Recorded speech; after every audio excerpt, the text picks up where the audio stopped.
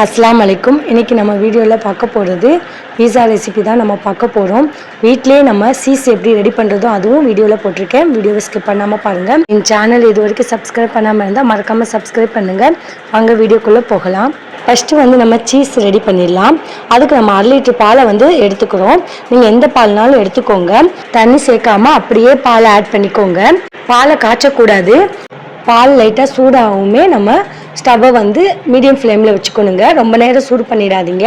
பாலில் கையை வச்சு தொட்டு பார்க்கும்போது கை பொறுக்கிற சூடுக்கு இருக்கணுங்க பால்.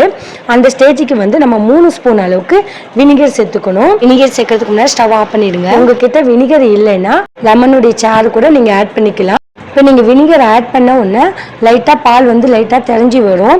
நீங்கள் கொஞ்சம் கொஞ்சமாக நீங்கள் இந்த மாதிரி கரண்டி வச்சு கிண்டி விட்டிங்கன்னா நல்லா பால் தெரிஞ்சு வந்துடுங்க. இந்த மாதிரி கட்டி கட்டியாக வந்துடும். அந்த ஸ்டேஜுக்கு நீங்கள் ஃபுல்லாக பால் தெரிஞ்சு வந்த உடனே தெரிஞ்ச பாலை ஃபில்ட்ரு பண்ண போகிறோம். அகலமான பவுல் எடுத்துக்கோங்க. அது மேலே ஃபில்ட்ரு வச்சுக்கோங்க. இந்த மாதிரி அதுக்கு மேலே ஒரு காட்டன் துணியை இந்த ஃபில்ட்ருக்கு மேலே இந்த மாதிரி மூடி வச்சுக்கோங்க. இப்போ ஃபில்ட்ரு பண்ண உடனே அந்த ஆடை மட்டும் தனியாக நல்லா அந்த காட்டன் துணியில் ஸ்டோர் ஆகி வந்துடும். தண்ணியெல்லாம் கீழே ஃபில்ட்ரு ஆகி போயிடும். இப்போ நல்லா இந்த மாதிரி ஊற்றி எடுத்துக்கோங்க. ஒரு சொட்டு தண்ணி இல்லாமல் நல்லா ஃபில்ட்ரு பண்ணி எடுத்துக்கோங்க. நல்லா ஃபில்ட்ரு பண்ணி நல்லா இதை பால்ஸ் மாதிரி உருண்டை பண்ணிக்கோங்க. ஒரு 10 மினிட்ஸ் ஃப்ரிட்ஜில் ஸ்டோர் பண்ணி வச்ச ஃப்ரிட்ஜு தண்ணி எடுத்துருக்கேன். இது நல்லா கூலாக இருக்கணுங்க. இந்த கூலான தண்ணியில் 1/4 ஸ்பூன் அளவுக்கு சால்ட்டு சேர்த்துக்கோங்க. ஒரு 1/4 ஸ்பூன் அளவுக்கு மஞ்சத்தூள் சேர்த்துக்கோங்க. இந்த மஞ்சத்தூள் எதுக்காக சேர்த்துனா கடையில் விற்கிற சீஸ்லாம் பார்த்தோம்னா எல்லோ கலரில் தான் இருக்கும். அதுதான் மஞ்சத்தூள் ஆட் பண்ணிக்கிட்டேன். இப்போ அந்த தண்ணி கூலான தண்ணியில் போட்டு லைட்டாக இந்த மாதிரி நல்லா இந்த கரண்டி வச்சு இந்த மாதிரி கிண்டி விட்டுக்கோங்க. அந்த கட்டி கரையவே கிடையாதுங்க. இந்த மாதிரி நீங்கள் பண்ணும்போது ஒரிஜினல் சீஸு கடையில் விற்கிற மாதிரியே கிடைக்குங்க. இப்போ இதே மாதிரி நீங்கள் 2-3 வாட்டி நீங்கள் அந்த தண்ணியில் போட்டு வாஷ் பண்ணும்போது கரெக்டாக ஒரிஜினலாக கிடைச்சிரும். இப்போ 2-3 தண்ணியில் நல்லா வாஷ் பண்ணி எடுத்துக்கிட்டேன். இப்போ இதை தொட்டு பார்க்கும்போது கையில் ஒட்டாமல் இருக்கணுங்க. இப்போ பர்ஃபெக்டான சீஸ் நம்ம ரெடி பண்ணிட்டோம். இப்போ ஒரு 1 ஹவராக இது ஃப்ரிட்ஜில் ஸ்டோர் பண்ணி வச்சுடுங்க. இப்போ நீங்கள் ஃப்ரீசரில் ஸ்டோர் பண்ணி வச்சுட்டிங்கன்னா உங்களுக்கு நம்ம பீஸா செய்கிறதுக்கு சீஸ் நம்ம கட் பண்ணி எடுக்கிறதுக்கு ரெடி ஆகிடும். இப்போ நான் 1 ஹவர் கழிச்சு நான் ஃப்ரிட்ஜிலேருந்து எடுத்திருக்கேன். இதை நம்ம சீச்சு எடுத்துக்க போகிறோம். ஒரு பிளேட் எடுத்துக்கிறேன். இப்போ நான் சீச்சு காட்டுறேன் பாருங்கள்.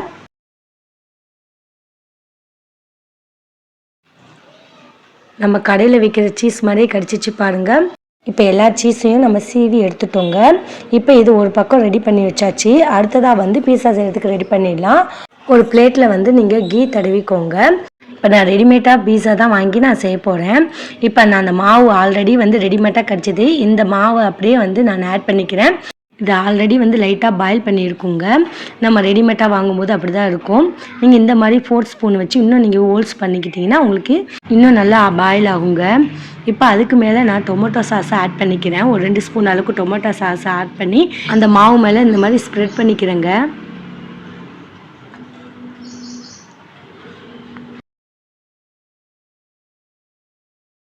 டொமேட்டோ சாஸ் ஆட் பண்ணியாச்சு. இதுக்கு மேலே சீஸை நம்ம ஆட் பண்ணிக்கிறோம்.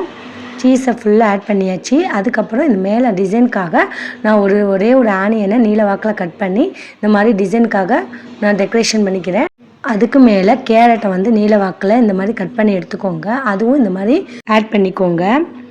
ஏற்கனவே நான் பீஸா எப்படி செய்கிறது அப்படின்றது ஆல்ரெடி வீடியோவில் போட்டிருக்கேன். ஏன்னா டிஸ்கிரிப்ஷன் அந்த லிங்க்கை கொடுக்குறேன், பார்த்துக்கோங்க. இப்போ கேரட் ஆட் பண்ணியாச்சு. அதுக்கு மேலே நான் பீன்ஸ் அதே மாதிரி நீல வாக்கில் கட் பண்ணி ஆட் பண்ணிக்கிறேன். இந்த மாதிரி டெக்கரேட் பண்ணும்போது ரொம்ப பார்க்கவே அழகாக இருக்குங்க. சாப்பிடும் உடம்புக்கு ரொம்பவே ஹெல்த்தியாகவும் இருக்கும். இந்த மாதிரி நீங்கள் குழந்தைங்களுக்கு வீட்டில் இருக்கிற பொருட்களே செஞ்சு கொடுக்கலாம். காரத்துக்கு 4 காஞ்ச மிளகாவை நல்லா எண்ணெயில் ஃப்ரை பண்ணிவிட்டு இந்த மாதிரி பொடி பண்ணி எடுத்து ஆட் பண்ணிக்கிறேங்க. இந்த சில்லி ஆட் பண்ணும்போது ரொம்பவே கலர்ஃபுல்லாக அழகாக இருக்குங்க. பீஸாக்காக நீங்கள் வெளியே கடையில் வாங்கி எந்த பொருளையும் சேர்த்து ஆட் பண்ணாதீங்க.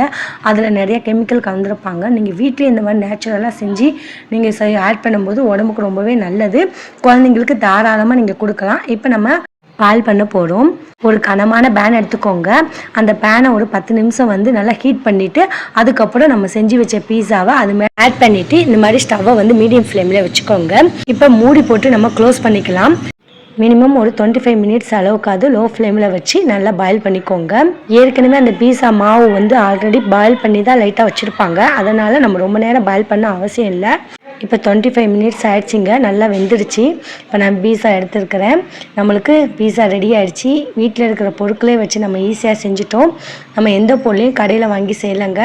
இந்த மாவு மட்டும்தான் நான் ரெடிமேடாக கடையில் வாங்கியிருக்கேன். மற்ற பொருளெல்லாம் நான் வீட்டில் இருக்கிற பொருளெல்லாம் வச்சு தான் செஞ்சேன். ஸோ கண்டிப்பாக வந்து நீங்கள் வீட்டில் ட்ரை பண்ணி பார்த்துட்டு எப்படி இருந்துச்சு கமெண்ட் பாக்ஸில் மறக்காமல் கமெண்ட் பண்ணுங்கள். என் சேனலில் தொடர்ந்து சப்போர்ட் பண்ணுங்கள். இது வரைக்கும் என் சேனலை சப்ஸ்கிரைப் பண்ணாமல் இருந்தால் மறக்காமல் சப்ஸ்கிரைப் பண்ணுங்கள். தேங்க்யூ ஃபார் வாட்சிங் வீடியோ. அஸ்ஸலாமு அலைக்கும்.